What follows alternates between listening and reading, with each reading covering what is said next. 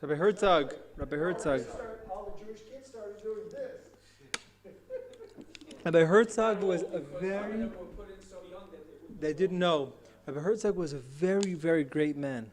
Rabbi Herzog. Rabbi Herzog was an amazing person. The grandfather of Bougie. He was a very great man. First of all, he was brilliant. He was an academic of the highest caliber. He wrote his doctorate on Tchelet. And today, it's become very popular to put Tchelet on. Rabbi Herzog is the real hero of the whole story. He was the one that uncovered the Merck's trunculus, however you pronounce that. He was the one that uncovered it. He's the real hero of the story. He dismissed it because it was purple until Professor Elsner accidentally left the Tchelet on the windsill on the right over there. So Rabbi Herzog came to the conclusion that the most reasonable candidate for the Tchelet was the Merck's. He only dismissed it because it was purple, until Professor Elsner, by accident, left it next to the window. Well, nothing by accident. He left it at the window, and all of a sudden he discovered that when the tchelet, when the dye is exposed to the ultra of the sun, it turns blue. But he was a very great man, Rabbi Herzog. He was a first caliber academic. He knew Shas by heart. He was taught by his father in England. He became a rabbi in Ireland. Was it Dublin or was it in Leeds? And he was a Talmid Chacham, the highest caliber. He was a student of the Radvaz, not Radvaz, Rabbi David ben Zimra from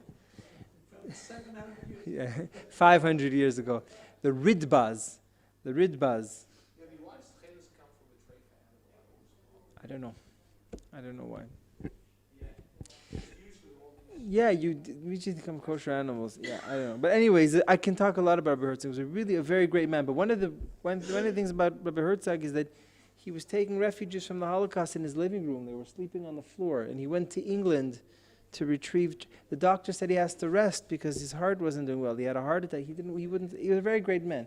So, anyways, this whole shir begins with a story. I teach and I give the shir in Maisa Nisim, which is the shul in Har Nov. It doesn't have an active rov, so I give the dvar halacha and I answer the shaylas there. I don't know what you call it, a substitute rov. There is no official rov, unofficial, whatever you want to call it. I'm not really an active rabbi. I give the dvar halacha. So I'm lazy. So instead of preparing a shir, I tell them, whoever has a shayla, ask a shayla, and then I'll answer the shayla if I know. So somebody asked me, he says, Rabbi, we have a problem at work because our 10th man is oftentimes a non-observant Jew. However, you have to get very tricky today. What do you call observant? What not observant? Let's say somebody who... It continues to last week. So I told you the story? I said the story last week. Yeah. So I said so I told him, I began with Rav Shlomo Zalman Auerbach's statement. I forgot that I said the story. And then Rafi Forstein got very upset. But Rafi Forstein didn't like that generalization. So basically, number one, let's look at the pasuk in Shlach. It's a fascinating Ramban on this pasuk. I find this one of the most fascinating Rambans on all of the Chumash. So this is in Parashat Shlach after the people had sinned with the Meraglim. Says v'chitishgu v'leitasu et kol hamitzvah yisraela asher diber Hashem al Moshe. If they make a mistake and they don't do all the mitzvahs, et kol asher tziva Hashem Elokeichem miyad Moshe. Everything that God commanded to Moshe min hayom, from the day asher tziva Hashem v'hala l'doreteichem, from the day that Moshe began to be commanded from God until the current day. If this mistake was done, it was from the eyes of the Eidah, so we have to bring a special carbon. They're going to be forgiven because it's a shkaga. Says the Ramban, you know what this is talking about? This is talking about a Tinok Shenishba. Because that's what the pasuk says. That he forgets everything that Hashem commanded Moshe. And the Ramban says the pasuk also describes when you have a national situation of Tinok Shenishba, where the masses forget about the Torah. Wasn't that during the times of Nehemiah? That's right. The Ramban points that out, as you just pointed out. Okay, I'm just gonna read the bold sections from the Ramban. It says, "Who carbon mumar l'chala Torah b'shogeg." This is talking about somebody who doesn't keep the entire Torah, but he's a shogeg.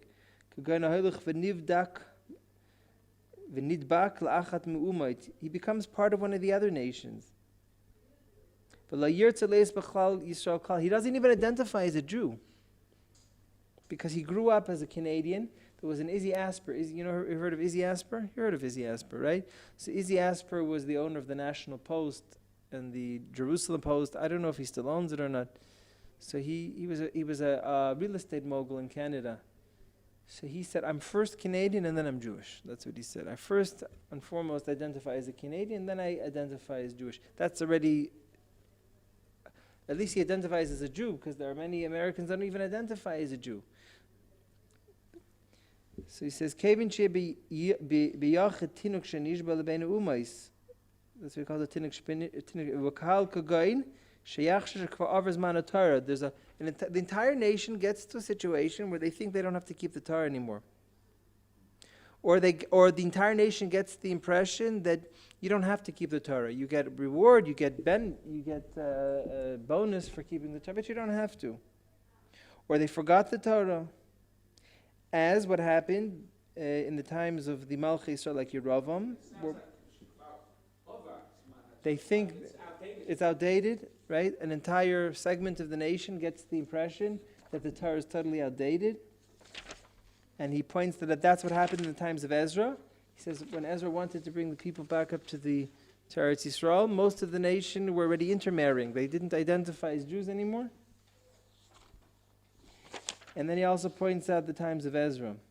Or he also points out in Yecheskel. In Yecheskel, the people suffered, and they came to the prophet Yecheskel, and they said that if Hashem treated us this way, obviously He doesn't care about us anymore, and therefore we don't have to keep His Torah. Like what people said, where was God during the Holocaust? If God could have let the Holocaust happen, so God is not interested in us anymore.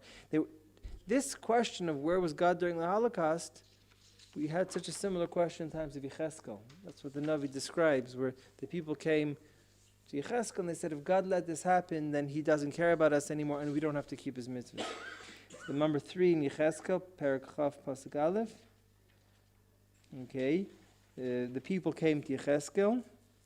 What was their charge? Number 4, they wanted to say Nia Kagayim Kimishpachais Ha'aratzais L'Sharet Eitz V'Evan. Then all the nations were pagan. They used to serve idols. So the way they would basically assimilate is by becoming idol worshippers. Idol worship was almost like a symbol of assimilation to a certain extent. The Sifri says that what was their argument? It's the Sifri in this parsha, of Parsha Shlach, that began with this idea of Tinok Shenishba. So they said, Lo shenasa v'nital schar lo yisav l'noedim schar. The Torah is optional. It's not compulsory. Why? Look at the next section. God abandoned us. He let us suffer at the hands of the nations. So Yitzhak and Rashu said, we're not under the jurisdiction of God anymore. You know, it's amazing that in light of these recent tragedies that happened down south, I'm hearing all the time that there's a resurgence of tshuva, that all the people down south are now looking to get closer to Judaism, which is very fascinating. Because in the aftermath of the Holocaust, a lot of people said, we're not interested in Judaism anymore. They said, if this is what happened, then we're not interested. We're talking about a different scale and over a different period of time. It's a different scale. There was people at the beginning, Yeah. felt that there was going to be, some sort of Yeshua. But it lasted for almost 5 years. Oh, you mean the Holocaust? It was very hard to To, imagine that Hashem had right. abandoned them. It's true, it was a totally different scale, but I would imagine that it's still, relative. If the Holocaust, if you had, let's say, in the Holocaust, you had thousands or hundreds of thousands of people saying we're not interested in religion anymore because of the Holocaust. So I would expect that what happened down south would cause not that number of people abandoning Judaism, but maybe on a smaller scale. But you see, the effect was the opposite. People wanted to go. I think it has to do with Eretz Yisrael. I think it has to do with living in Eretz Yisrael. People in Europe Yeah. that were in the Holocaust were isolated. Today we have much more. They information, also- and there are stories, for example, of the Dati kibbutz that was saved. Yeah. So there is positive reinforcement to us to believe that Hashem really did take. Yeah, I mean, you see a divine hand here because it's very, very intriguing that you had Dati Yeshuvim that weren't affected and the secular Yeshuvim were affected. I'm not chas v'shalom implying anything. You have to be careful today. Today people can misinterpret you. Give someone pause I wouldn't, to think, yeah, whereas during the I would imagine Shoah, there was no information. That's right. A lot of Parshanim Yeah, yeah, have written that over the last 20, 30 years, yeah, there's a spiritual reawakening. In other words, you would never hear, let's say, 70, 80 years ago, yeah, popular music that came from the Mikorot. right, Now, over the last 20, 30 years, Yeah. especially from the Sephardi, yeah, Sephardim, they popularized many psukim and made so now you can hear them as a popular Yeah. radio programs, not religious program, popular program. And they say you hear Bezrat Hashem much more. yeah, the term for sure. Bezrat Hashem, yeah. much more than you did Yeah. in the past. Definitely This the, is not yeah, you definitely are the secular. 20, 30 That's years. right. The mainstream music has become very religiously oriented. There's a phenomenon of a lot of singers becoming Balei Tshuva. It's becoming very popular. But you're right. So there is a resurgence of religious interest, and I think it has to do with Eretz Yisrael. The Netziv said that the main difference between Eretz Yisrael versus living outside of Eretz Yisrael, Eretz Yisrael, you see the Yad Hashem, you see the divine orchestration. You see it. It's much more apparent. In Chutz La'aretz, there's much more of a Hester Panim. You don't see the divine orchestration. Here, I mean, even Ben Gurion said, to be a realist in Israel, you have to believe in miracles. 48 was open miracles. 67, every war that this country fought involved open miracles. The Gulf War, right? Open miracles. 11,000 missiles and these things coming from there, and Baruch Hashem, Kol Kli Yisrael, Laitzlach, yeah. You see today, if you think the magnitude of what's coming over here, and Baruch Hashem. Yeah, I know. So you really do see the Yad Hashem. You see the divine orchestration. And I think that one of those manifestations is that in the light of such horrible tzaras, such difficult situations, that the nation comes closer to God. I think that's also another element of Eretz Yisrael, in my humble belief. So it's interesting, so that the Sifri describes how the people came to Cheskel and said, if this is what happens to us, we're not interested in religion. So these are different examples that the Ramban describes as not just Tinok Shenishba on an individual level. He's talking about a Tinok Shenishba, a phenomenon of Tinok Shenishba on a mass scale. That's what the Ramban is describing. Right. So Chazal, so the Ramban explains that the Chazal said that that's referring to Avodah Zarah, and the Ramban says why? Because typically, once the nation follows Avodah Zarah, they typically assimilate. That's as we said. There's a correlation between idol worship and assimilation. The assimilation itself is Is a form of Avodah Zarah. But he says the Pshudah Shal Mikra is talking about a situation where the entire nation gets to a situation of Tinok Shenishba. Now, this was a big eye opener for me, this Ramban, and I'll tell you why. Because we often bemoan the spiritual state of the nation. This was not meant to be. You think when Hashem gave us the Torah, it was meant to. This is what was meant to be, that 80% of the Jewish people should be assimilating.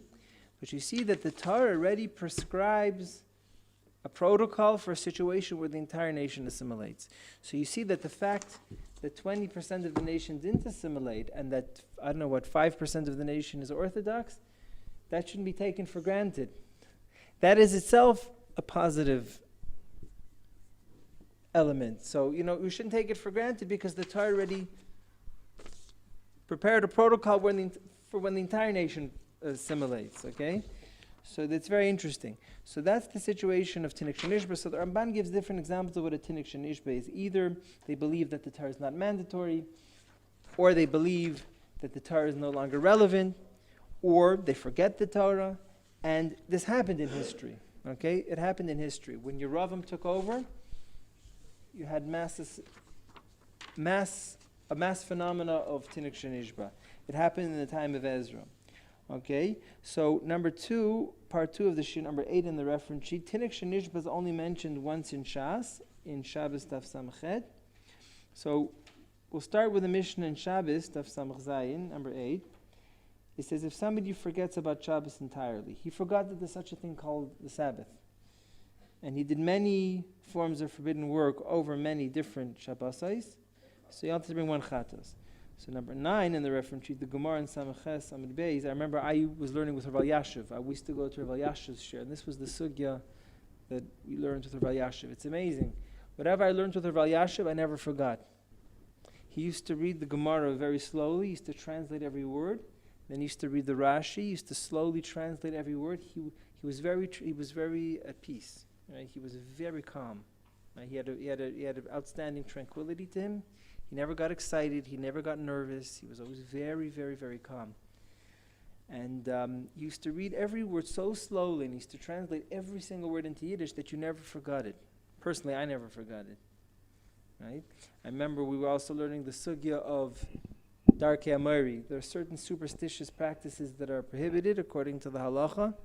So I remember somebody came running up to Rabbi Yashiv and shouted at Rabbi Yashiv, the simanim on Friday night, on Rosh Hashanah night, why is that not prohibited under the category of Darkei Amori? You're not Darkei Amori is superstition. You can't say a deer ran past me, so therefore I'm not going to do the business deal. The Amorim were very obsessed with superstition. Any little sign they saw, they would act on it. So what about the simanim on Friday night? Why is that not superstition? So he said in Yiddish, he says, weil es steht in Gemara. Right, because it's written in the Gemara, so it can't be superstition. The truth is that he always gave an easy way. He always tried to give an easy answer. I think it's the Mabit says the reason why it's not Darkei Amori because you're not acting on it. I'm not doing anything. You're not acting on the siman. I'm not going to say, oh great, there's a pomegranate tonight at the table, so I'm going to invest in that stock. That's not what you're saying. You're asking Hashem to act. You're not doing anything. You say, Hashem, there's a pomegranate, so Hashem, you give us a good year. So that's why it's not a problem of superstition. Rabbi Yashiv always used to give the easy answer. So remember, we learned the sugya of Tinok Shenishba with Rabbi Yashiv.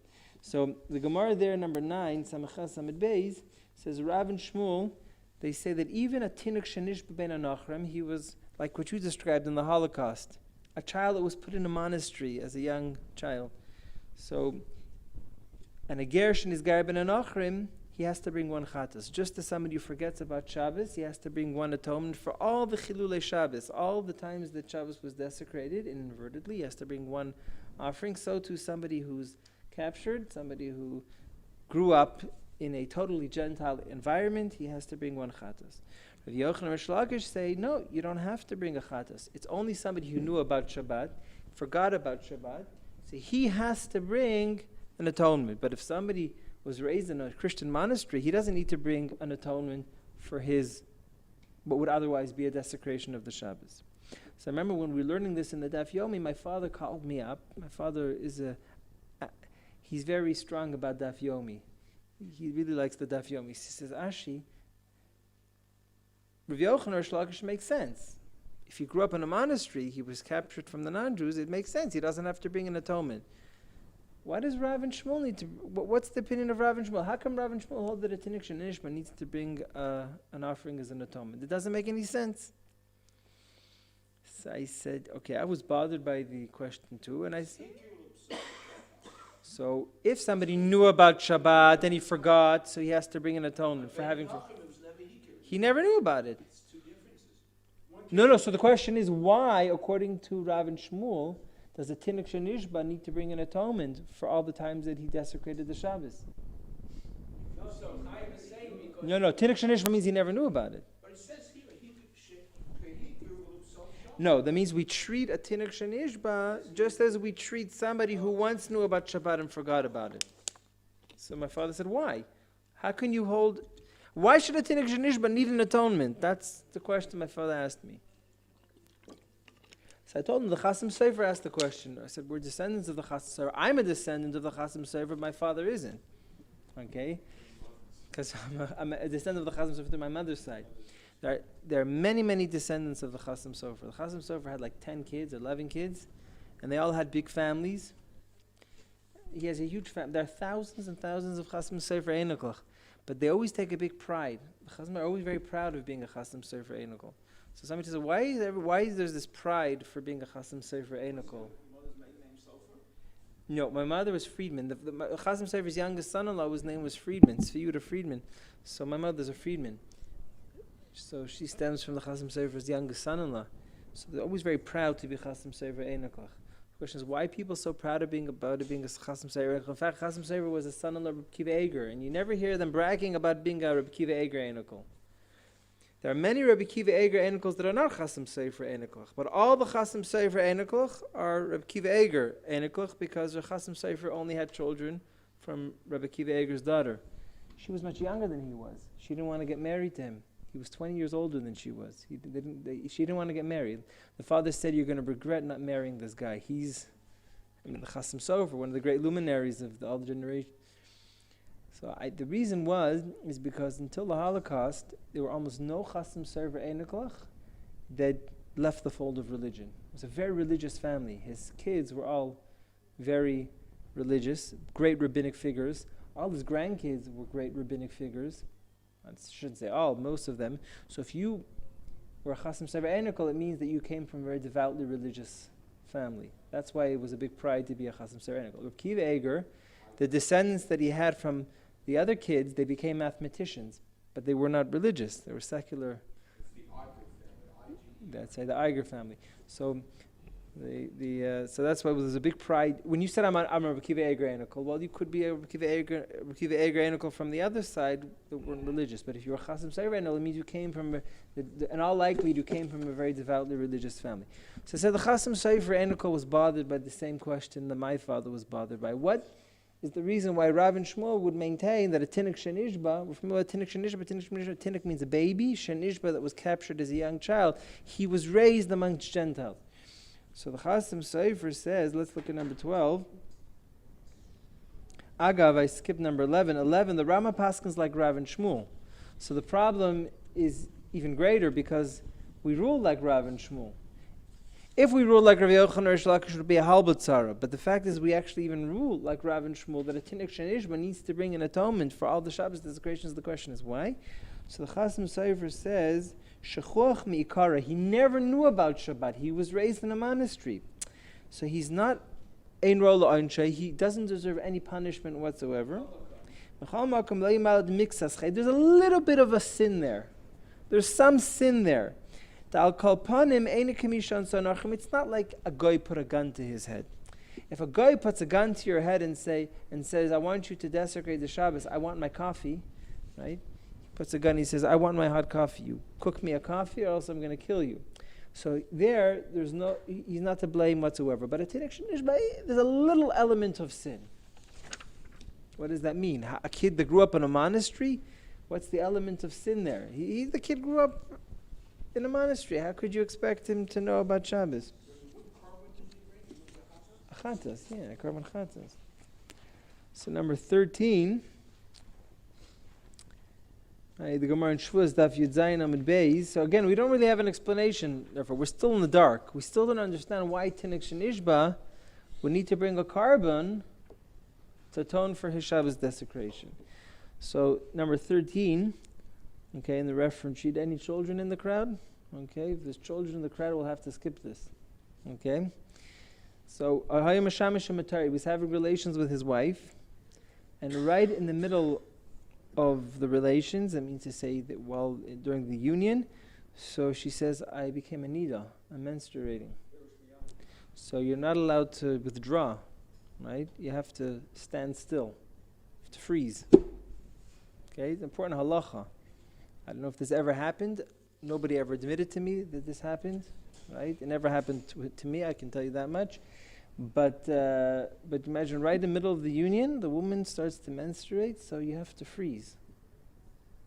Right? You freeze until the arousal subsides. You don't withdraw, because if you withdraw, that's also a form of having relations with a menstruating woman. That's right. Exactly. Now the Gemara, number 14, discusses what happens if when he entered, she was a need and he didn't know. So he says an anus. he doesn't have to bring a carbon. Number 15, the Rambam says, he doesn't have to bring a carbon? Malayla says, what did you expect of him? How was he supposed to know that his wife was menstruating? If it was when her period was due, it was during her veset, so then he's at fault. He's a poshay, he's a shaygek. He should have never had relations when his wife's period was due. But if his wife's period is due, he's totally innocent, so therefore he doesn't have to bring a carbon. Doesn't have to bring a carbon. Oh, so that's different. We'll get to that. And a chanami, yeah, we'll get to that. That's called nene b'chalav marayis. Yeah, so we'll discuss that. So now the problem is made even worse. The kasha, I just bring this to reinforce my father's question. Here you said that if somebody lives with his wife, and he had no way of predicting or figuring out that his wife would start to menstruate, or that his wife was menstruating. He had no way of knowing. He doesn't have to bring a carbon. What's the Rambam says? Madle lasais. What was he supposed to do when he began to have relations so that she was pure? How was he supposed to know that in the middle she was going to become a menstruating woman? So you completely absolve him of any obligation to make a carbon. So the chayr, it's the same thing with a Tinok Shenishba. A Tinok Shenishba, you can make the same argument. Ma loyla says, what do you expect this child to do who was raised in a monastery? Again, you're only going to make him bring a chatas if he continued to desecrate the Shabbos. I say that with quotation marks. When he became a gadol, when he got to the age of bar mitzvah, when he became 13 and he continued to do work on Shabbat, so then he'll have to bring a carbon even though he's raised in a monastery. So the question becomes even more intense. We're following so far? Right? So we really don't have an explanation at this point. So the truth is, the Chasam Sofer, I know what the Chasam Sofer meant. The Chasam Sofer distinguished between an onus when somebody puts a gun to your head versus an onus that was done as a Tinok Shenishba. The Rambam says it's not like being forced by goyim. There's a Chem de Shloim in number 19. I'm getting number 17. The Chem de Shloim says that if you do something by onus, if somebody puts a gun to your head, it's not called a pu'ula. It's not called an act. Or number 18. Kol davar hanasa ba'onus kilu le'nasa klal. If something was done by onus, it was as if it wasn't done. Now, the truth is you have to qualify what the Chem de Shloim said because it's obviously not to be taken literally. I'll prove it to you. So that's what the Chem de Shloim wants to say, that if something was done under the threat of a gun, it's as if it wasn't done at all. So the Gemara in Avodah Zarah says that if somebody was forced to worship an animal, ba'onis, the Gemara says that the animal is considered nevad. It's disqualified to be brought as a carbon. According to the Chem de Shloim, why? If an act that was done under a gunpoint is not an act, then why is the animal considered an animal that was worshipped? So the pshat is, what? Well, in as much that it's not, he failed to do the mitzvah of Kiddush Hashem, but according to the Chem de Shloima, he did the act when there was a gun to his head, so that's not called an act. So you don't see that. You see that the Chem de Shloima is not correct. The Chem de Shloima actually, you see that even. It's impossible in the sense that. Yeah. Yeah. Right? But net, the carbon, the animal, was involved. But so you have to. I'm going to say something similar to what you're saying. That when you do something under gunpoint, it's not your act. It's the act of the person who put the gun to your head, which means to say that if you do something under gunpoint, the act is not mitiachas. This is nuanced lamdus. This is nuanced Lithuanian, nuanced Talmudic hair splitting, but it's nuanced, but it's still something we can all understand. When you do something under gunpoint, who is considered to have done the act? Not you, the person who put the gun to your head. It's his act. And it makes sense, because he was the cause of the act. He was the one that caused the act to come into fruition. Follow what we're saying over here? So therefore the animal was worshipped. It definitely was worshipped, but the person who put the gun to the head is considered the person who worshipped the animal. You failed to fulfill the mitzvah of Kiddush Hashem, but he was the one that did the worship. So it's an animal that's worship of Avodah Zarah. Yeah. So that's what. So there's another case where the act is considered your act, even if it was done by Einus.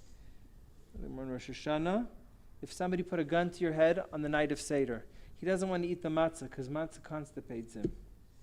Okay, now, even though he knows he's supposed to eat a kazayis matzah on the night of Seder, this is my embellishment, he refuses to eat matzah on the night of Seder because it constipates him. He refuses. So a guy comes and a guy puts a gun to his head and says, you eat the matzah or else I'm going to kill you. So with great hesitation, he eats matzah. Now he's not eating the matzah because he wants to do the mitzvah on the night of Seder. He's eating the matzah because he doesn't want the guy to shoot him in the head. He doesn't want to get a bullet in his head. So fascinatingly enough, in 21, they sent a chiddush to the father of Shmuel. If he was forced to eat matzah, he discharges the obligation. Amar of Aschi, even if he was forced. The guy put a gun to his head and said, you eat the matzah. So he didn't eat the matzah because he wanted to do the mitzvah. He ate the matzah because he didn't want to get a bullet in his head.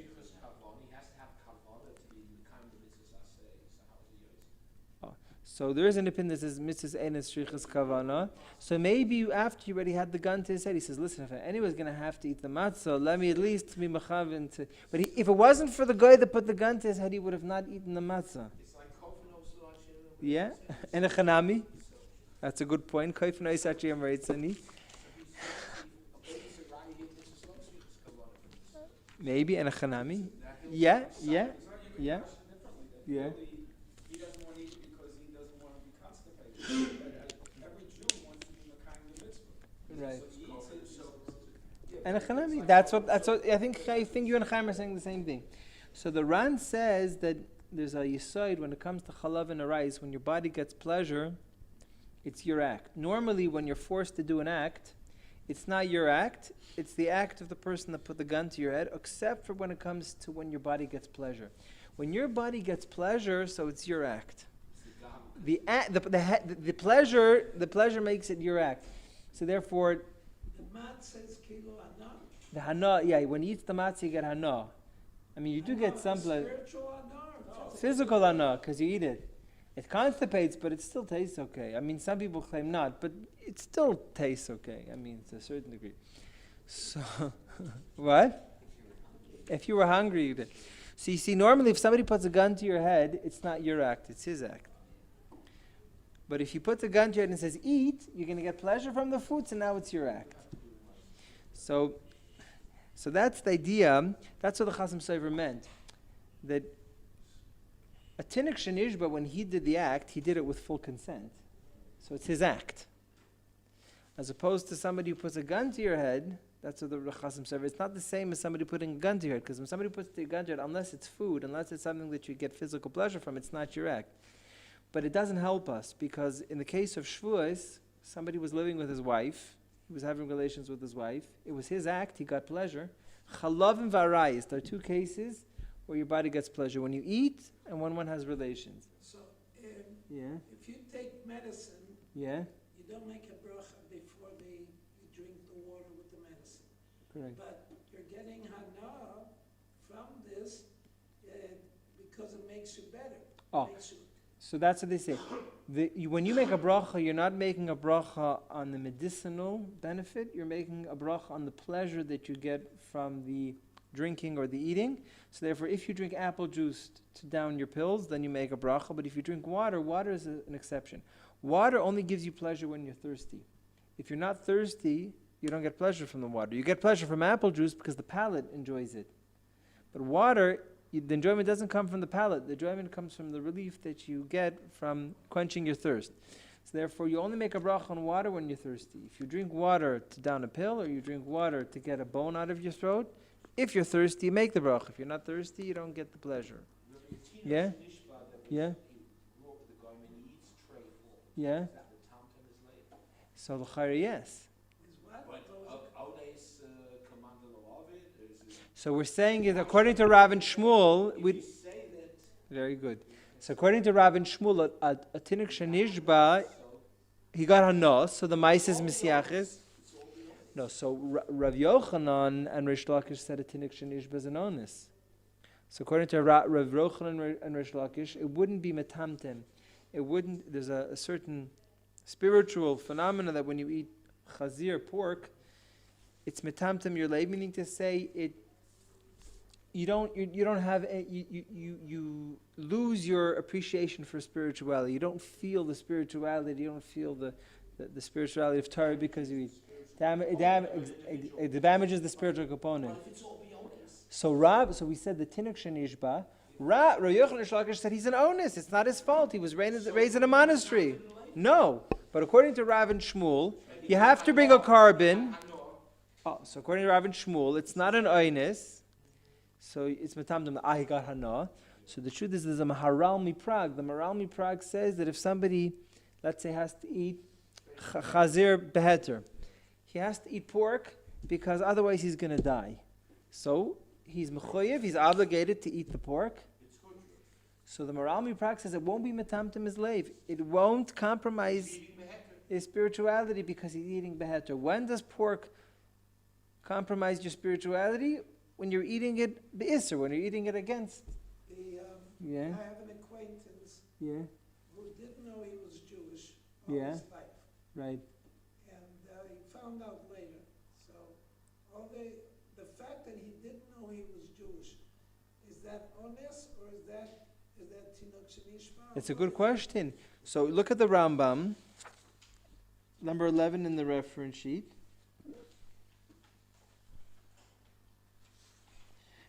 Right, he says, what's the Tinok Shenishba?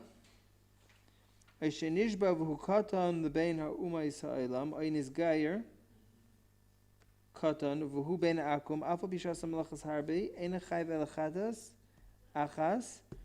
Oh, so not this Rambam. There's a Rambam that I saw, I think in the Parish HaMishnayis, that says that Tinok Shenishba is somebody who didn't even know he's Jewish. So the problem is getting bigger and bigger and bigger. A Tinok Shenishba has to bring a carbon. The problem is getting worse every moment. Why does a Tinok Shenishba need to bring a carbon? Even if somebody was living with his wife. The act of living with his wife is misyachastim because he got pleasure. When you get pleasure from the act, even if it's an onus, it's your act. So when he's living with his wife while she's menstruating, it's definitely his act. You can't deny that. And yet, he doesn't have to bring a carbon because the Ram says, what do you expect him to do? There's nothing that he could have done to prevent that from happening. He had no way to know that his wife was going to become a menstruating woman in the middle of their relations. And he's potter. So why should a Tinok Shenishba have to bring a carbon? Why does Rav and Shmuel say that a Tinok Shenishba has to have to bring a carbon? And the Chasam Sofer made a distinction, but the distinction is not good enough. It's true, there is a difference between having a gun put to your head versus the cases of a Tinok Shenishba. The Tinok Shenishba did it with consent, so it's his act. A person had a gun put to his head, it's not his act, unless he got pleasure. Okay, I accept the distinction of the Chasam Sofer, but the distinction is not good enough.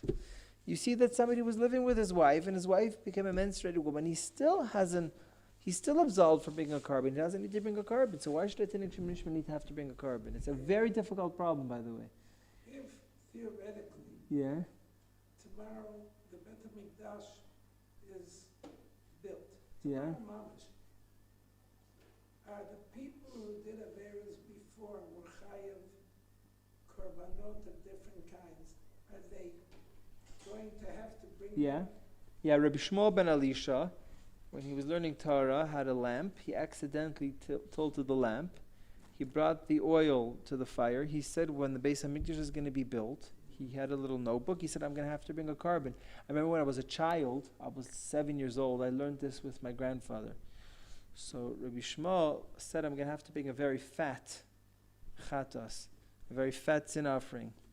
Because number one, I tilted the lamp and I brought the oil to the fire, so that's a Shabbos desecration. And also I violated the rabbinic decree. The rabbi said you're not allowed to learn Torah to the light of a lamp. So because I did 2 sins, I'm going to bring a fat cow.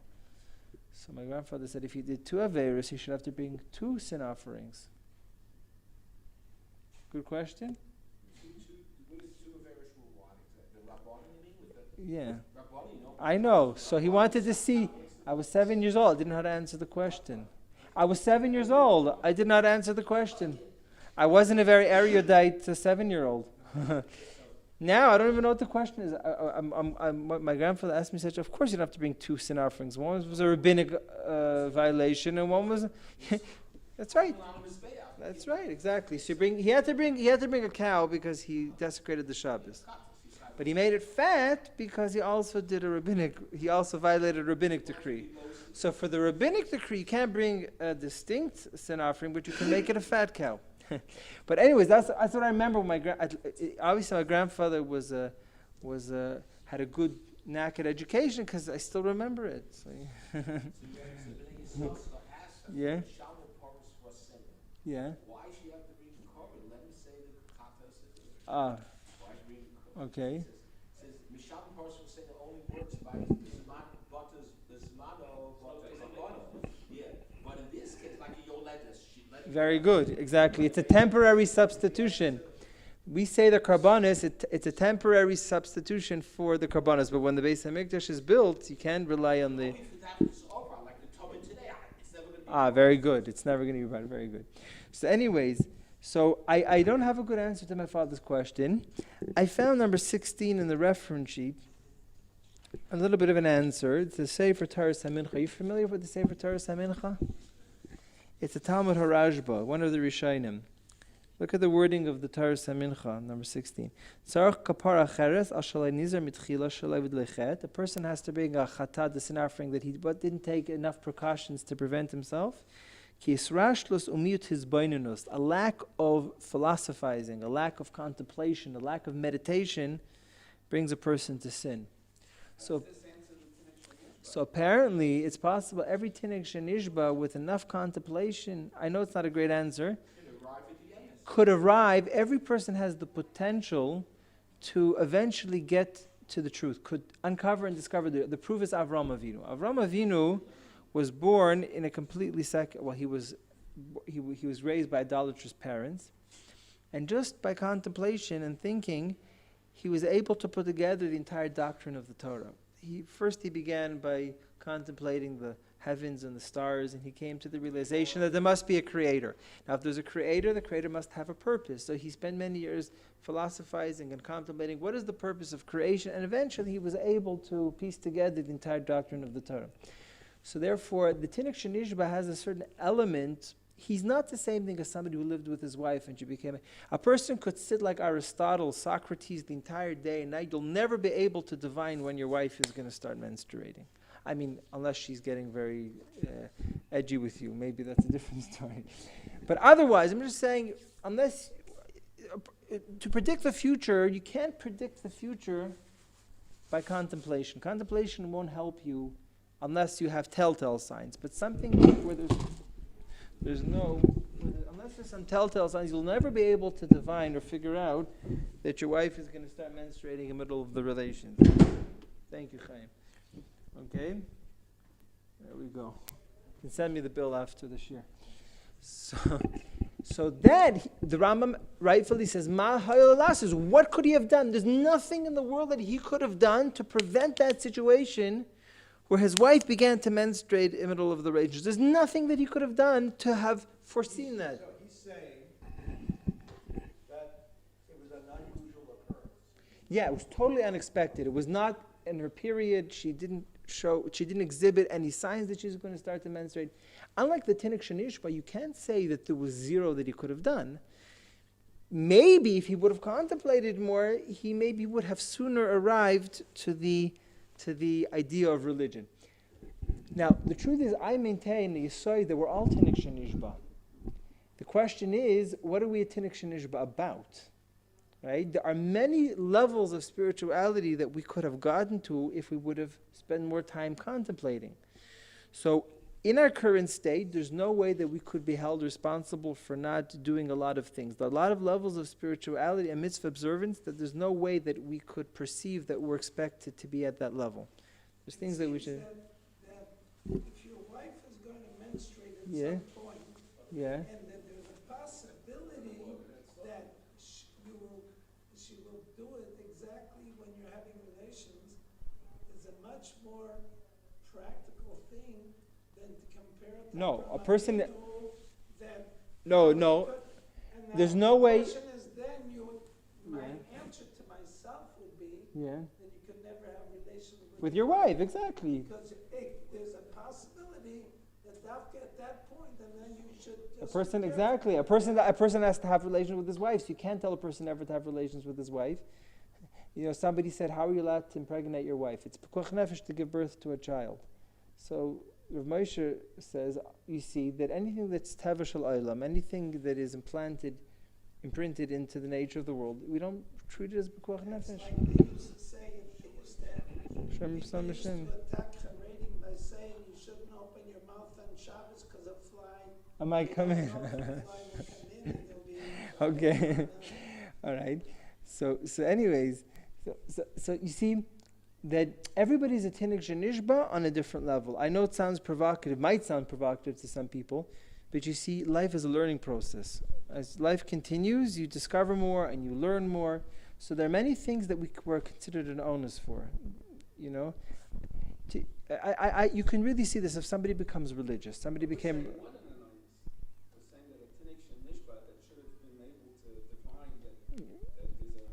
So we're not really knowing this. It's a shaygig. It's not an onus, it's a shaygig, which means to say. That's right. Which means to say that there are people that are newly religious that you cannot expect them to be at the same level of religious observance that we're at this point. You can't expect it from them. I mean, the guy was growing up in a kibbutz, in an atheist kibbutz. And for the first time, he's decided that he's going to make kiddush on Friday night. So you want to expect this guy to now think that he's supposed to go and learn 8 hours Gemara on Shabbos? At his level, right, where he's holding at, his level of mitzvah observance is that he's going to start making kiddush. He's not ready yet to turn the television off. He'll get to that level maybe in a few months' time, but he's not there yet. And there are many levels that we are not yet at, right? Levels of religious observance that we're at, and we cannot either be realistically expected to be there. We can't be religious. We cannot be expected to be like Rabbi Kiva Eger, right? You know, be on his level of religious observance. So so we're like a Tinok Shenishba in relation to many levels that we could eventually get to, just as the kibbutznik is a Tinok Shenishba, right, for many of the levels that we're currently at. So everybody's holding at a different level, and everybody's a Tinok Shenishba in relation to certain future madregas. No, you wouldn't have to bring a chatos, but you wouldn't have to bring a chatos, but you have to bring an oila. An oila is a sin offering for machshava, for sins that relate to thought. An oila also atones for things like lashon hara, things that you can't bring a carbon for because they don't involve an act. There's never a chiv to bring an oila. No, but there is a little bit of a chiv to bring an oila. Oh, so the truth is, if somebody sinned in his thoughts, or if he sinned with something that doesn't warrant a chatos, so there is an obligation of an oila. Yeah, right. And we're saying that he should be like Avraham Avinu. Yeah. So we're holding him to a much more stringent level than all the other levels. No, we're also held to that level. Not the same level. No, so because we're not doing anything that warrants a chatos, but we're doing things that, let's say, warrant an ola. So we're considered Tinok Shenishba vis-a-vis those mitzvahs, right? But our level is we already know something. No, so there is. Let's say, for example, we do something. I tell you, there's a Rizal. The Rizal says that on the yard side, we discussed this when we had the share on the yard side candle, that the neshama goes up a madrega on the yard side. The neshama has an aliyah. When you say the neshama should have an aliyah, that's something that should be said specifically, or especially on the yard side, because the Rizal says in Shar HaKavanis that's when the neshama goes up a level. So he says every year on the yard side, you know why they fast? You know why does the person fast when his father or mother has a yard side? Because there's a new din, you're going up a level. So the higher level of spirituality that you're at, the more you're held accountable. We're held accountable things that the kibbutznik is not held accountable. The higher the level of spirituality you're at, the higher the higher standard you're held to.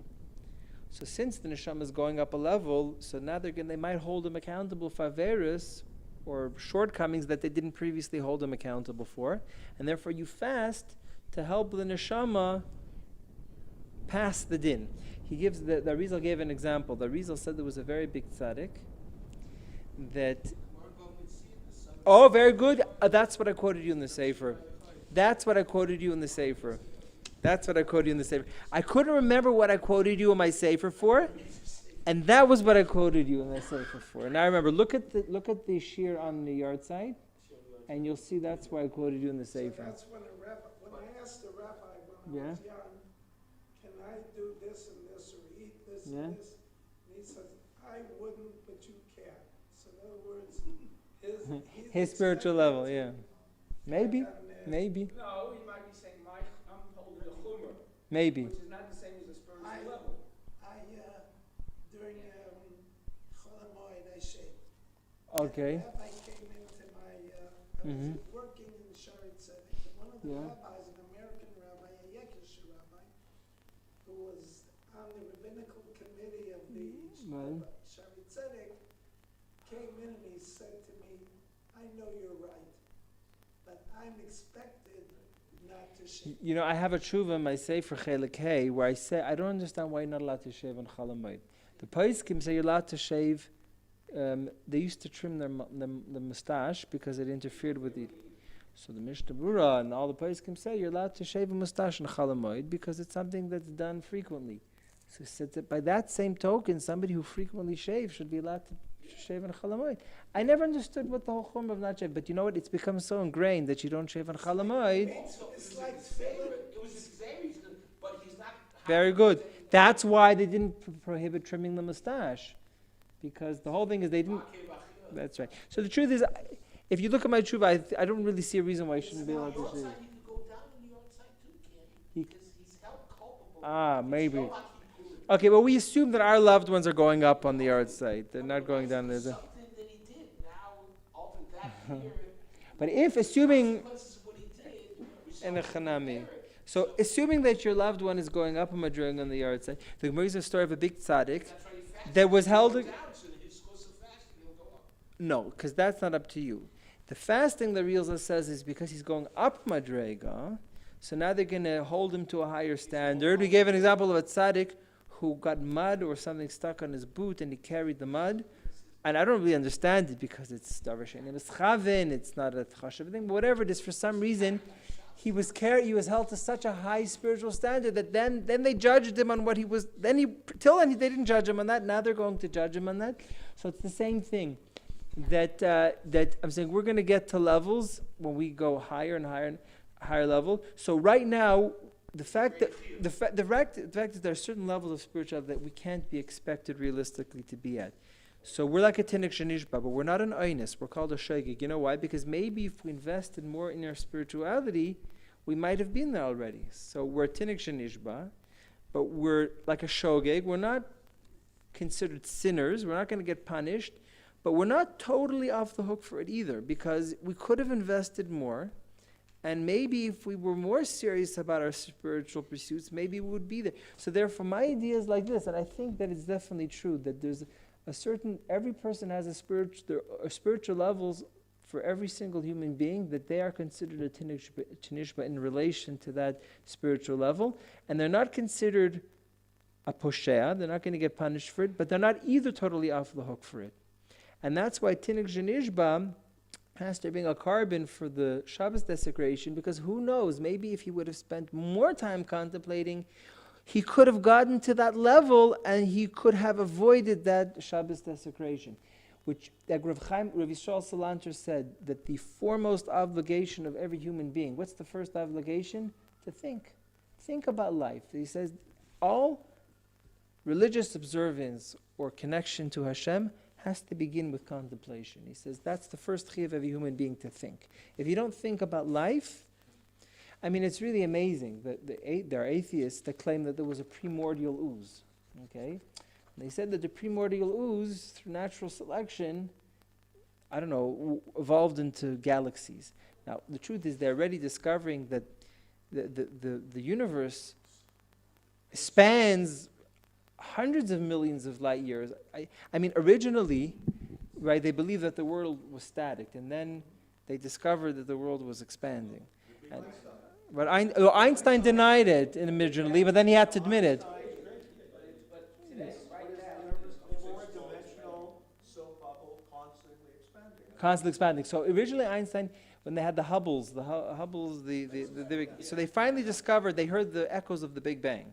So they finally, first of all, determined from this echo that the world began at some point. Not like the Olam HaKadim, the Greeks believed that the world always existed.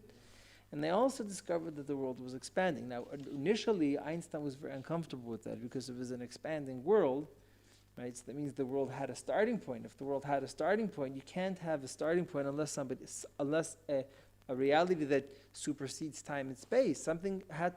Some reality that goes beyond time and space must have caused that beginning. Bereshis bara Elokim et hashamayim v'et haaretz, that's time and space. Bereshis is time, Tishamayim v'et haaretz is space. So there's a God that's greater than time and space, that supersedes time and space. It all began, and then Einstein came and he saw in the Hubble's telescope. He said, "You're right. Right? The world is expanding. That means the world had a starting point." And he said, "Originally, I didn't want to accept that because until then, it was assumed that if the world is expanding, there has to be a creator." So they said, no, there was a primordial ooze, right? So the primordial ooze, what was the primordial ooze, right? My toothpaste is infinitely more complex than the primordial ooze. I mean, your toothpaste is full of complex compounds, and I mean, this is your thing, right? I don't have to educate you on this. You're a pharmacist, right? But a toothpaste is very, very complex. So what was the primordial ooze? It was a non-complex thing, and how did it evolve? I mean, who gave it how did it, if the primordial ooze is going to bump, it has to have some sort of capacity for motion. What conferred the primordial with that capacity for motion? And how did it bump in and become these galaxies that span hundreds of millions of light years? What? Yeah.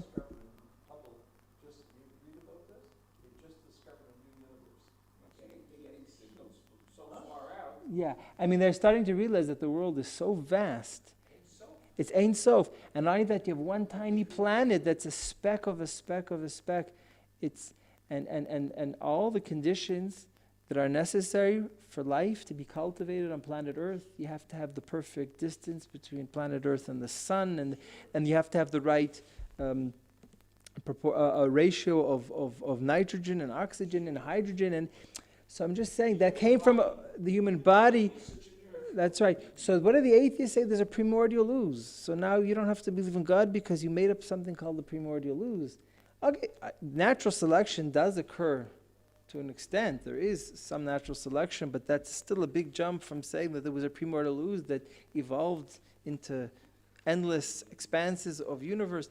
But a person has to think, right? A person has to think. If you look in the world, you look at the galaxies, look at the thing, you have to get to the realization that there's a God in the world. And once you get into once you come to the vision of the God in the world, you have to realize there's a purpose. Why would somebody create all of them? Yeah. He buys a car, he checks this model. He checks that model. What about life? What about the purpose of life? So Marcus, and that's Yeah. how they get you by inconsistencies. Okay, Exactly. check the car, you want to get the best deal, but what about That's right. life? Where are you going? What do you think? Yes, I think that's the difference between a Tinok Shenishba and somebody who's living with his wife.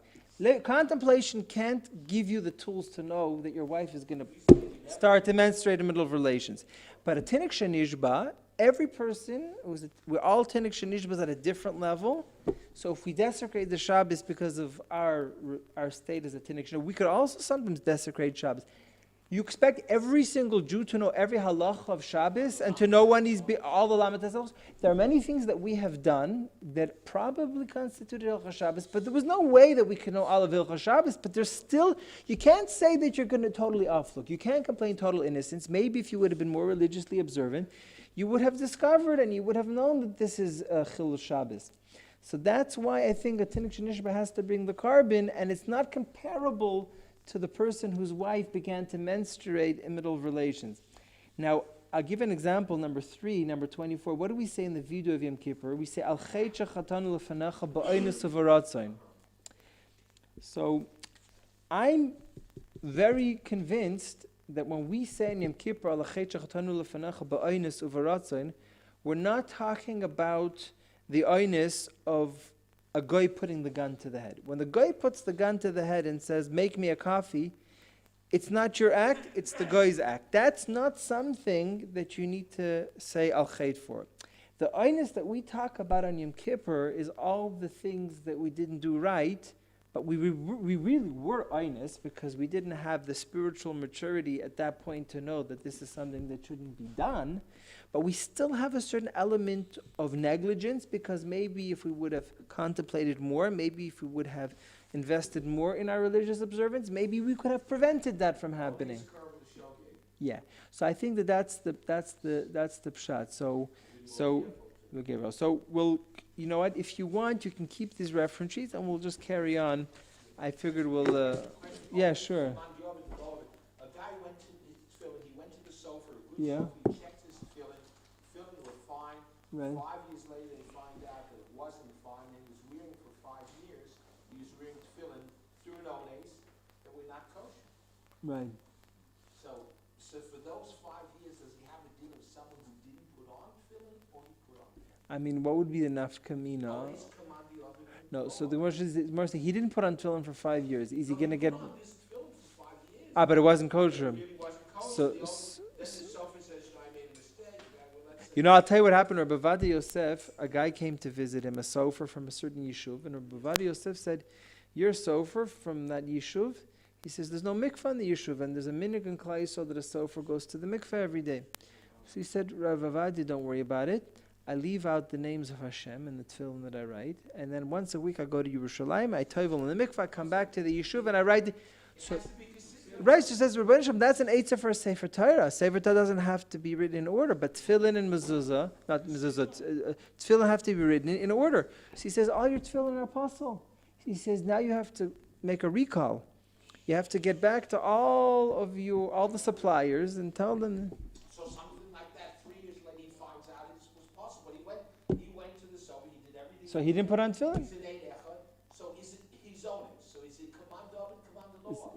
No, it's not David. We didn't say Oinus command of it. We Yeah. say it's the law. But he's not going to be punished because he's an Oinus. Punished, but he's not going to get schar for putting on So he'll get schar for the intention. But it's called, the Rav Aschi, is a chiddush of Rav Aschi in the Gemara and Brachas that said there's somebody who wants to do a mitzvah and couldn't do it, he'll get the reward as if he did.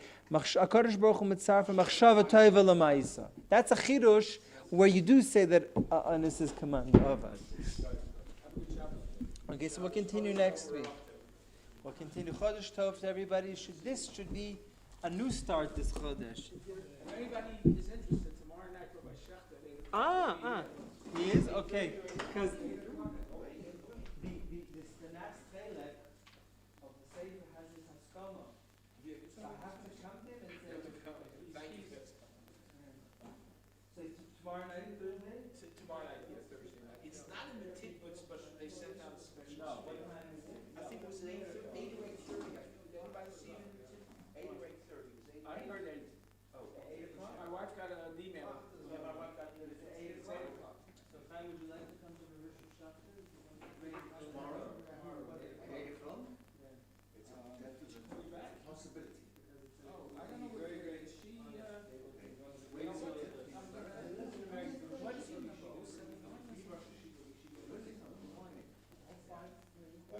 Sure. all right, I have it. Vidui, in the development of Vidui, once that you went to the rabbi to do that. That's a Christian thing. That's a Christian thing. That's because I'm reading now about a book about Shabbat. And it said there that according to Mashiach, a lot of people started going to rabbis, or that it wasn't something unusual to go to a rabbi to do vidui. The Rambam says if a person sins, he should go to the rabbi to